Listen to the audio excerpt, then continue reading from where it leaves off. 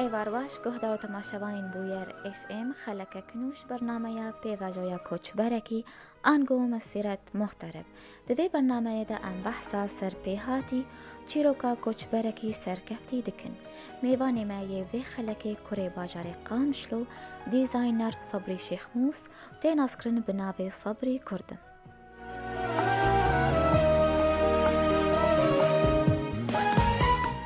دماتا خوش به بریز صبری تو بخیر هاتیه برنامه ما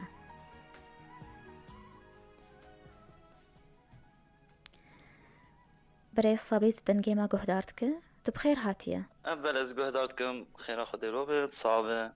سپاس دكم من باشن سپاس بریز صبری دتمنى کی جوان ده کیفاوش ترزیره دهات ام تخوازن بزانبن دسپیکا و چاوا بو و کنگی دسپیکر از القام شلوبوم حطاني صفا حشتا مخون بشتي مخون دنا خوني حتى حشتا دوام كر مجدف مدرسة بردا ما شو مخو علمان خياطية لبا هفالك نابي بي شباب هوزان ازياء هوزان سريع عامود بو ملباوينا مخو علمان خياطية حطاني صالكي وبشتي ويز در كتمة لبناني بلد کجان تمنی تخوافیری ویکاری کر ده حزارو وحشتا بوز بيجم حطتني ده حزارو نها بشتي ده حزارو نهاز در كتمة لبناني تمنیتا چقاس بو صبری عمري من 15 سالي 16 سالي بو باشه تو دبیجه اف 12 سالته تو دوری باجاری خواه قام شو تبره خواه دا لبنانی ام تخوازن دسپیکاتل بیرود چاوا بو تبره خواه دا چه؟ مباري خدا از مخالمان ده خياطة ك ام القامش لوبون تبيزان ازياء زيادة القامش لو تنية برايم اللبناني بو لبا مصمم مكي عالمي فؤاد سركيز جيرد بيجن ديزاينر كي بر مشهورة از چوما با برای خو ملوی دکه ما ایش تصمیم کر امج فنانين نعرض شغلين بفنانين مشهور لبناني عربة ام جوار ما كار ذكر الباوي الزلامي ديزاينر كي مشهور فؤاد سركيس الباوينا از علمي تصميمي وكخياطة خو بيتر البيش خست اري اساسيات ملقامش لوشخور امن عندبون اما بيتشكي دن لبناني من بيتر بيش خست بيشتي وينا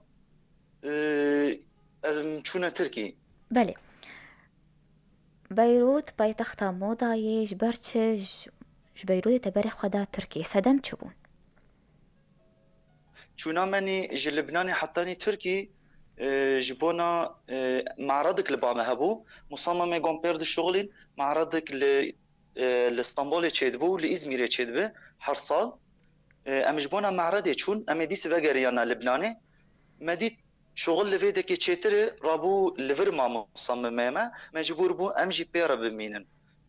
ام لفيدك مان جبونا تصميم لفيدك بيتر بيشكتيجي مواد اولي بيتر قوتينا تركي بيتر قوه معامله قماش بيتر لفيدك هنا ام مجبور بون ام لفر بمينن بله استانگین پیشبری و درکتن لترکیه چو بون دا چه زحمتی دیتن براستي بيشي مزحمتي نديت باشي وينا ما مزحمتي ديت اجبرقو از بوي مصممي ربوم بيشتي وينا از مجبور بوم از بقرا مقامش لي جنسية سوري مرايه از بقريا مقامش له رابو مجبور ايه قلت البيت تركي شش مها بمينه دي سبقرا قامش له ام بقريان دي سوقتي جوز هاتم از هو بالي شغليم از 3 سال البافي مصمم ميمام من خبرت جيگرت باشي ويناز دركت مگو ازي بخو ازي تشتكيش خور بكم بيشتي ويناز هاتم مجالك زحمتي دي يعني مرو زمان نزاني بيجي بتشكي زحمتيه هدي مخالمان در زمان تركي حتى نيجوز بيش كتم از بدو ينادي درباسي شركة تركي بو بله دوی دمید تبتنا خبو آلیکاری بحوجه چو جورین آلیکاریه بو صبری قالو کسی آلیکاری اتکر بله اليكاريامه ولو برايمه هي او جي مصممه ام بهبدوره بون او جي مصممه كي مزنه انا او الالمانياي برايم سمير شيخ موس او جي الالمانيا شتوتغارد فينه بري چند سالي دركت ازوينا ما بهبدور بچكي خبات كر خبرتا خدامه اليكاريا مكر هوال من دورا مجي اليكاريا مكرن مساعده مكرن كتصميم ك مجال تصميمي از فرتر بكم از خوبكين بيشي مزن از ديفيليتشكم از خوب بچكي بيشخم اليكاريا مكرن دورا سپاسيا همو كادكم بله هون ستایل روش آواین یا روش حلاتیان ستایل قد تایبت بصبري هي هون چه ستایلت کن؟ انا ستايلي ماني نها ام قوم بيك دينن ام بخوام محمد شتي تشيدكن اما نها قو كاري قو ام دكن ام كراسي بوكا تشيدكن قور زبون دخوازه زبون قول كتشكي قو بزوجه تشكا قو بزوجه الا كي خستب بالا خوده و تشفستاني الخوكي قروجا بزوجه فكرة خوش مرد بيجي ازوي فكري جير دحقيقينم اجير بيكتينم فكرة قد سري ويده بله فكرة زبونيان تتخواص فكرة تبه نارينا تبه چاواتت کن؟ از فكرة خود دم زبون جارنا جيج مرد بيجي ولو خوشكي جارنا جي زبون موديل كي تخواز بيناك از فكرنا نه خود ديمي فكرنا جبا خود ديمي ام ديلن زبون ما تمودايم ممنون به جما وجي الشغل ما افكار مهنه قالك افكار مهنه ام بيك دينن موديل ما تشدبن وقتی گم مدیر خود شد کنم دادخن سر اینترنت مشتری دخوازه زبونه ما دخوازن دبیجه ام وی مدل دخوازن ام نفس القياسه وا سر اینترنت ام جوار دخوازن ام جوار دشینن لحمد دبر اوروبا به لكوي دبر ام جوار دشین بله تو دبیجه تو جلین بوکان تو چیت که گلو تزانه جلین فرمیه جنان یان جلو برگن کردی تزانه چیکه؟ هلبت چیه کی دیزاینر مصمم هبه الا کی حمودش تی وزانی به گوبه به دیزاینر ام زانن ام وانا جلی فلکلوری چک فلکلوری ام چه دکن کیم نت مدایم جبرگو ام انا دجوا کی دن حمو فستانه دعوت دخوازن جمع کس کی گو ام نل روجا اوانه گو کراسه کرمانجی جمع بخوازن ام دوری ویتشتین بچکینها جبرچه گلو کرد ناین نزبونه تنن یان حمو ترکن لا كردي ما زبونه ما كرد هنا ج كردي مني اي روجافا چونه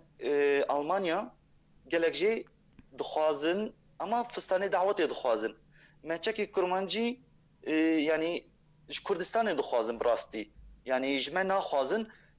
جبرغو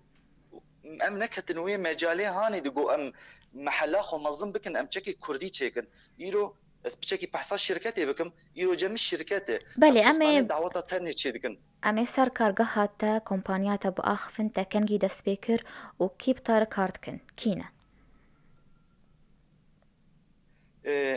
من بده 2019 مها 11 من دست بیکر من شرکت وکر الازمیره دبینم شركات من الفيديكي فكري ايكيبي من هي يعني چند انسان ده انسان بامت شغلن هنك جي كردن هنك جي تركن هنك جي عربن حمول بام هنا كردي مني روجافا هنا لبامنن مني دياربكرن لبامنن ام بهفدور ام وافستانا تشيدكن ام دفروشن زبونا ام درباسي معرض دبن درباسي ديفيلي دبن بري دروجات ديفيليك ما هبو ما تشكر بله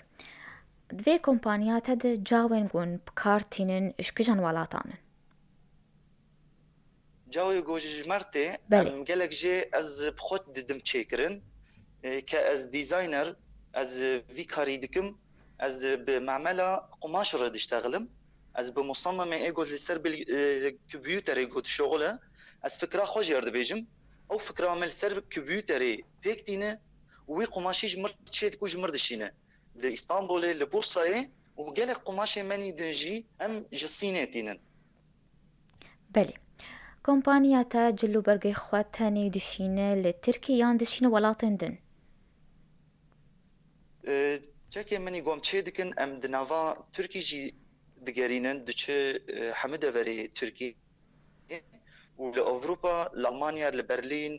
li hemû deverê Ewropayê got dixwazin em bi cimlê jî difroşin û em mifret jî difroşin zibûnê me xas hebin gojmer lê dixin em ji war didrûn gor qiyasatê wan ji war dişînin û em dişînin Kurdistanê jî em dişînin Kurdistanê li wê dekê mendûbê me jî hene û li Iraqê li Bexdê jî me dîkanek vekiriye hem cimlê hem miferaq em difroşin li Bexdê şara Filistîn wana mendûbê me jî li Kurdistanê jî çê dibin em ê dîkanekê li Erbîl jî înşallah mêvekin. İnشاءالله پێشەنگەهێن جێلان گۆتپەشداری وانا بوونە چەندن حتا ئانەها و لە کو دەرێ بوون çawa yani معارضی گۆت تەڤەکردنە سەبری معارضê got me vekirin nemiştir got demekê neh me dest pê kir ev sal û nîvek çêbû بەێ me vekir û korona dest pê bû û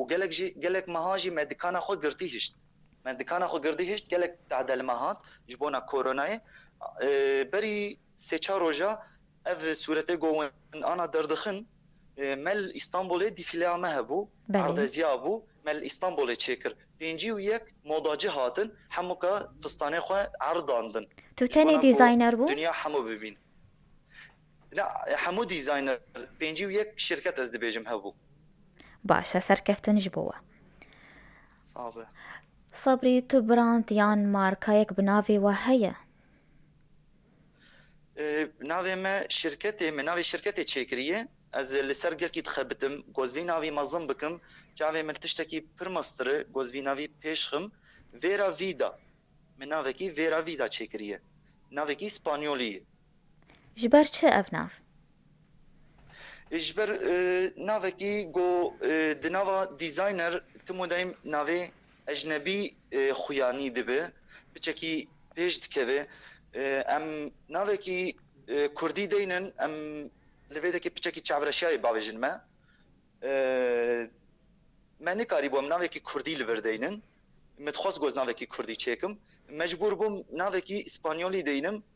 Vera Vida باشە سەبری ئەمێ ناوبەرەکەی کورت بستین و بەگەرن پرسەیخوا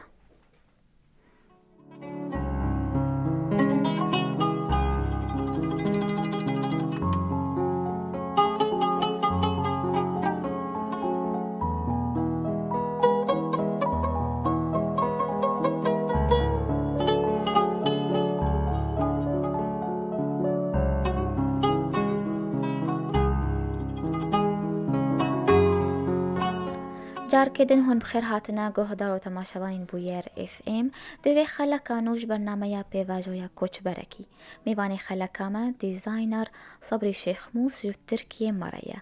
جارکردن تو بخێر هاتیە برێ سەبری سپاس dikim ji televizyona were jî zeawere سپاس spas سەبریش بۆ هونەرمەندن یان کەسایەتên ناودار تو بەرهەمەین وە هەنە çawa me fêm nekir ji بۆ خەلکەی ناودار یان هونەرمەند تو جیلان دەژوار چێکردنە بەرهەمێ te hene جوانارە belê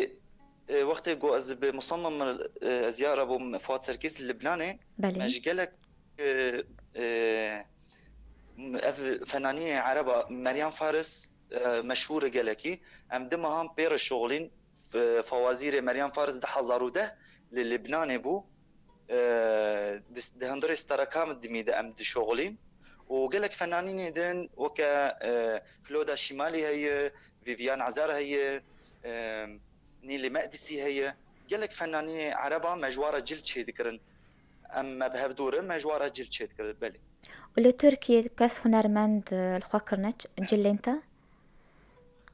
li Tirkiye jî hinek meşahîrê Tirkî hebûn melwakirin belê melwakirin wekî din yani bû wedayê korona me nimakarî bû hiç kesî din em çêkin hemû dever hatine girtin باشە بنەرینە te دیزاینەرê سەرکەفتی دوێل چل بالێ پەیدا ببە دیزاینەر وقتêm dibêjin dîzayner wextê got dibêjin yekî musammim bi ne bes îro got birismîne û resim bide معمله گوجمر بيجي في فستاني تشيكا ايرو ديزاينر في جو حمتش ديزايني به يعني از وكا از بيجم از دخصينم از طالب تشيدكم از ددروم سرملي كان يد شغلم كبريوي لدخم بدستا ددروم قالك يعني جي اولا جي سر دسبيكا فستان ثاني خلاص دبي مروف بخا حمتش تشيكه او يا جو دبي ديزاينر او يا جو دبي جي مصمم از درچم معمل قماش از تصممينم قماش اكيد تصممينم جوز قماش اكيد جو از بخازم ابا يا دبي امجير دبيجن مصمم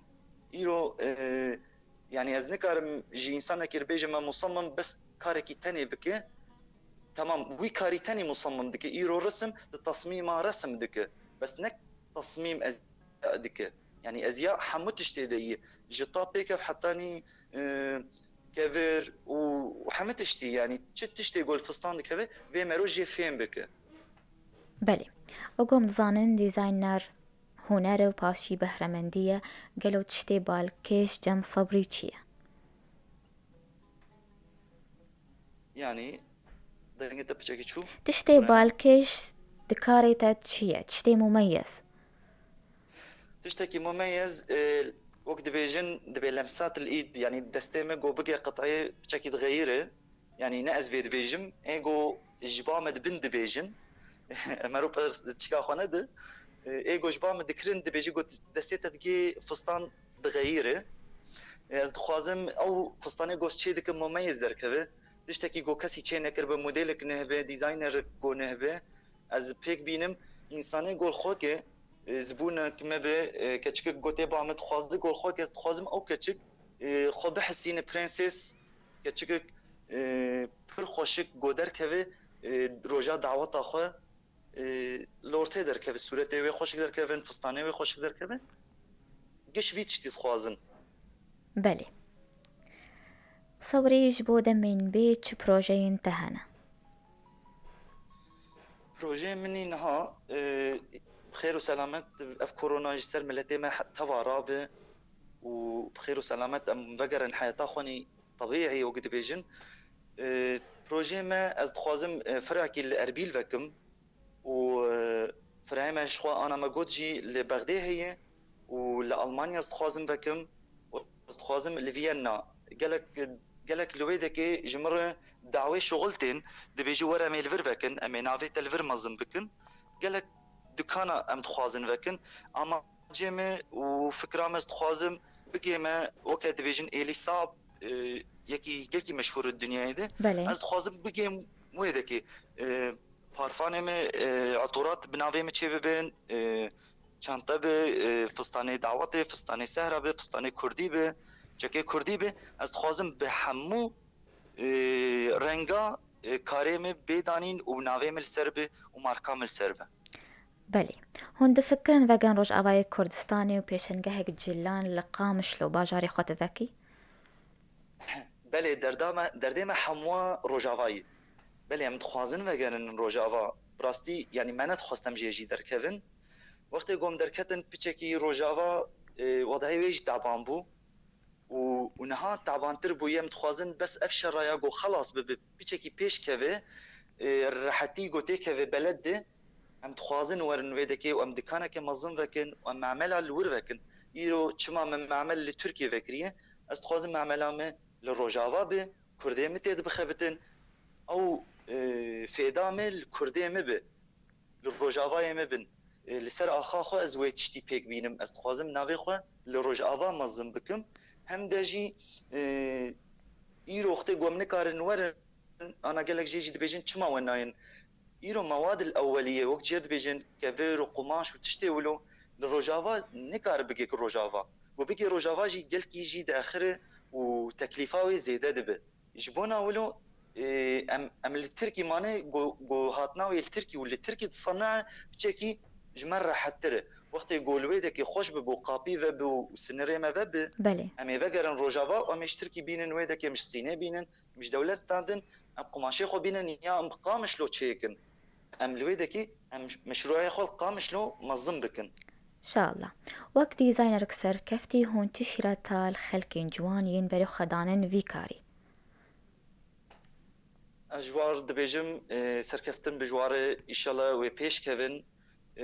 برا وقت انسان گوتشتکی دخوازه انسان گوتشتکی دخوازه دیگه خب بچکی پیر بتعبینه بچکی دروسا بستینه لتصامیم بنره